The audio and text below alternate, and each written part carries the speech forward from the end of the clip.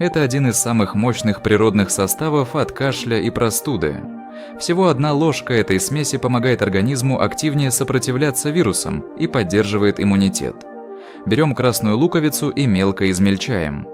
Лук богат кверцетином – это природное соединение, которое помогает организму справляться с воспалением, кашлем, гриппом и нагрузкой на дыхательные пути. Далее 4 зубчика чеснока. При измельчении чеснок выделяет аллицин – активное вещество с выраженными противомикробными свойствами, которое помогает организму бороться с вирусами и бактериями. Перекладываем все в стеклянную емкость и добавляем 12 столовых ложек меда. Мед помогает смягчить горло, уменьшает раздражение дыхательных путей и усиливает действие смеси. Хорошо перемешиваем пару минут, чтобы ингредиенты раскрылись, затем накрываем и оставляем настаиваться на 6 часов, лучше на ночь.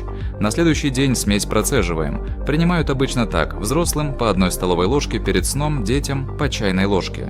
Часто облегчение кашля ощущается уже после первых приемов, дыхание становится спокойнее, а горло меньше раздражается.